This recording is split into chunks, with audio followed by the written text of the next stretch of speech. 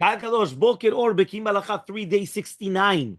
Page 141, Halacha number 45. After tying the first two overhand knots, the one especially long strand is going to be used to wind 7 coils around the 7 other strands, right? Then the 2 groups of 4 strands are once again tied together to make 2 knots.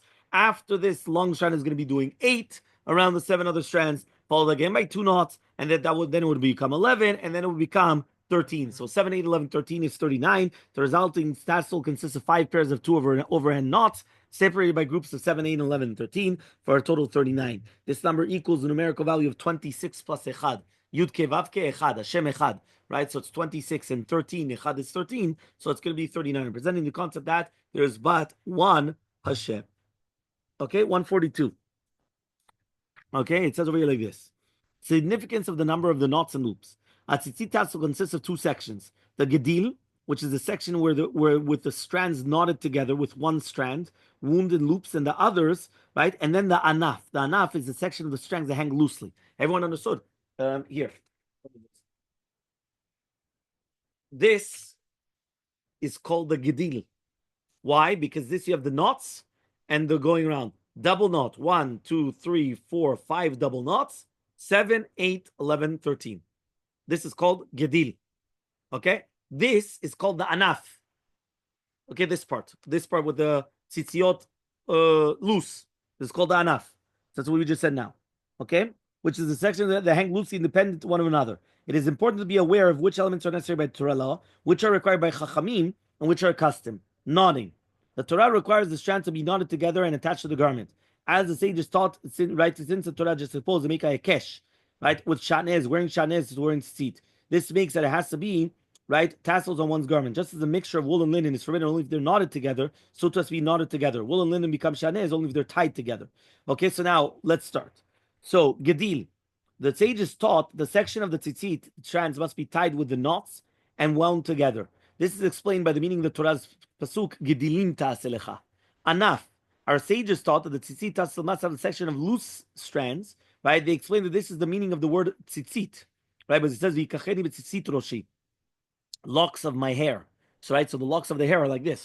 They're not braided together. It's long, right? They're separate. In summary, the Torah requires the tzitzit to have also one strand wound into loops around the others, that each tassel be tied with 2 overhead knots, and that the strands hang loose below the knotted section. So now what is from the sages? The Torah does not specify how long each tassel must be. Even if someone would form a gedil by winding one strand around the others to form only the 3 loops, and then tying them into 2 overhead knots, it would be enough. That's a gedil. Our sages, however, instituted the rule that that must be 1/3 gedil and 2/3 enough. Meaning, look, this is 1/3. And this is 2/3. That's why it's always longer. So this is going to be 2/3 and 1/3. Okay? So he says, okay, that's what the Chachamim say. Okay, since the balance beautifies the mitzvah, since the tassel is supposed to be 12 gedalim long, right? The gedil must be 4 gudalim long, while the anaf, meaning like this. This has to be 12 gudalim. Okay? Just remember that, let's say that gudal is 2 centimeters. Okay, so if you're going to have 12 gudalim, so let's say this is going to be 24 centimeters. So this is going to be 24 centimeters. So therefore the gedil has to be 4, right? And the anaf is going to be 8. Because again, it's 1/3 and 2/3. It just makes sense, right? Okay, fine. Now, right, winding coils. So as mentioned just above, the Torah requires only the one strand be wound 3 coils around the others. However, such a gedil would not be 4 gudalim long. Therefore, our sages instituted a rule demanding a greater number of coils, meaning it was only Chachamim that said they needed more. That's why I told you, all you need is 1 double knot and the 3 going around. That's already enough. Now, you're right, you're not going to have 1/3 and 2/3. So that's why the Rabbi said that in order to make it beautify, so you need 1/3 and 2/3, you're going to need much more. There are several customs regarding the number of coils. The Rambam's instructions are, take one of the white strands and wind it around the one another. Then one takes the strand which is going to be the dyed tchelet, wind it twice around the others, and after that they're going to be tied with 2 overhead knots. This group of 3 coils is called a chulya. After forming the first chulya, an empty space is left along with the length of the tassel. The second chulya is informed, this time with the tchelet, shan around all 3 coils. After leaving another space, the third chulya is formed, and then you're going to again repeat it. When forming the final chulya, the tchelet strand is wound twice around the others, and then the final coil is made with a white one. How many chulyot should be formed? right, on a tassel, no less than 7, but no more than 13. This is the ideal way to fill the mitzvah of the tzitzit. And the custom of many Yemenite Jews follows the instructions of the Rambam. Everyone understood the Rambam? Let me show you a picture. Go to here. I'm sending it to our chat. I just sent it on the chat.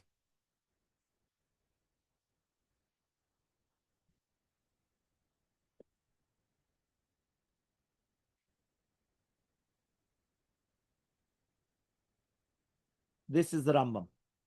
1 second. Let me just turn this off.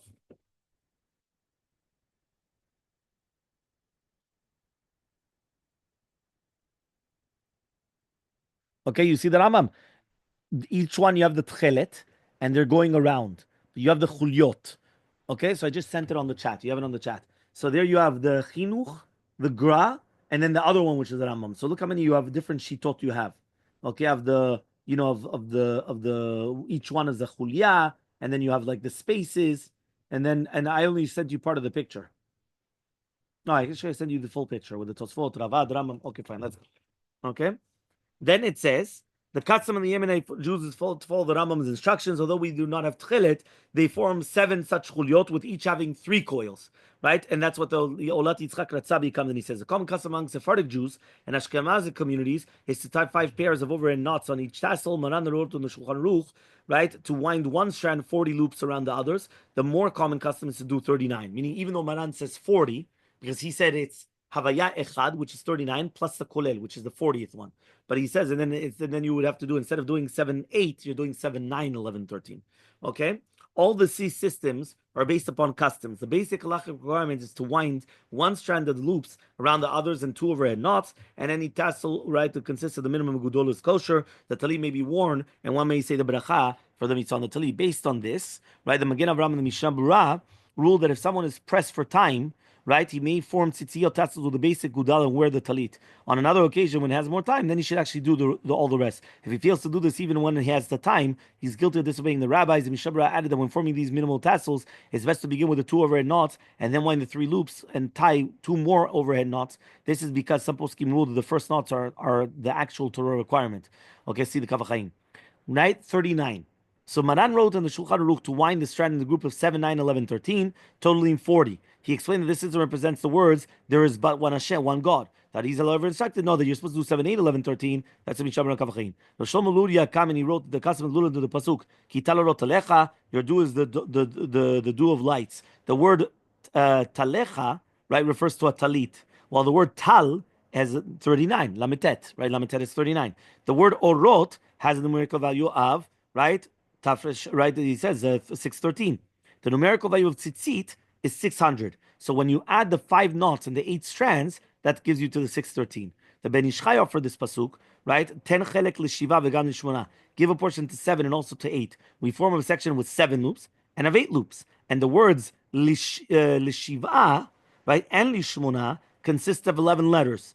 And the words 10 chelek, right, l'shiva v'gam, consists of 13 letters. So that's why you have the 7, 8, 11, and 13. 7 and 8 is written in Fudash 7 and 8, Shiva and Shmona. 11 is going to be the letters, right, of the Shiva and Shmona together, right? And then 10 Chelek L'Shiva V'Gam is 13. So that's how you have 7, 8, 11, 13. Okay, until you're clear. Okay, halacha number 46. There is an alternate custom, okay, to what? He says alternate custom to wind the strand a total of 26 coils, equaling the name of HaKadosh Baruch Hu. The sections of coils represent the 4 letters of the Hashem. So you're going to have Yud Ke Vav Ke. Yud Ke Vav Ke is going to be 10, 5, 6, 5. Okay, this custom is practiced only on the Talit Katan. So a lot of people, they do this on Talit Katan, 10, 5, 6, 5, and then Talit Gadol, they do 7, 11. Right? Our custom, however, is to do 39 revolutions on both Talit Katan and Talit Gadol. Since that appears to be the intention of these instructions, nevertheless, the other custom is valid and practiced by many, meaning the majority. By the way, that's a Moroccan custom. Moroccan custom is that on Talit Katan, 10, 5, 6, 5, Talit Gadol, 7, 8, 11, 13. Okay, if someone follows the alternate custom, it is nevertheless permissible to unravel the revolutions if this is desired. It is not considered to be an act forbidden as if you're erasing the name of Hashem. Meaning, even if you do have 26, because it's 10, 5, 6, 5, you could still undo them. You're undoing the name of Hashem. You're not doing anything. You understand? Meaning it's not. So let's see number 143.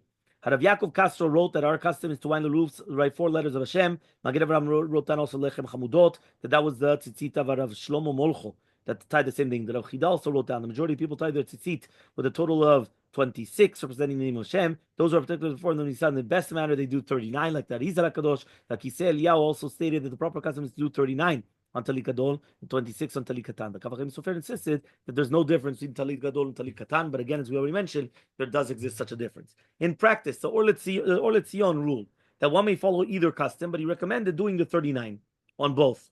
The Yalkut Yosef says our custom is to do 39, but if one does not have the strands that are long enough, then he could do the 26. Nevertheless, he admitted afterwards that most people do 39, following the testimony of the Rav Chida. Okay, and this is what is recommended. Both the Yalkut Yosef and Al-Chabra recommended the custom of doing 39, even on the Talit Katan. The Talit Gadol, the Rishon LeZion said, was 39. That was what the Rishon LeZion was doing, right? But his Talit Katan was 26. The person who tied the tzitzit for him explained that before he began his work and told Maran and Rishon LeZion plans to do 26, the Rishon LeZion did not complain about it, right? It could be that Maran and Rishon LeZion did not wish to insist on bothering the young man to do extra work. Likewise, it is known the Talit Katan of Shalom Cohen was 26. According to the introduction of Yishvan Siach, right? This was like the custom of Rav Shalom Mesas as well. So again, you realize that means Rav Ovadia, Rav Shalom Mesas, Rav Kohen, all of them, they had 26 on the Talit Katan and 39 on the Talit Gadol. 144, last one. This is the ruling response of Bet Yehuda Yash. He explained that the prohibition against erasing the name of Hashem is only erasing actual letters. In this case, you're just doing something symbolic of the loops or whatever it is, so that's nothing. There's no problem whatsoever. The Lev Chaim also commented on the issue of erasing the name Shem, Hashem's name, when you're unwinding the tzitzit, applies even if the tassel was formed with 39 loops. Although the number of loops in each group do not equal the name of Hashem, but at the end of the day, it's the total symbolizes it. So again, the same thing. You do not have any problem whatsoever of erasing the name of Hashem.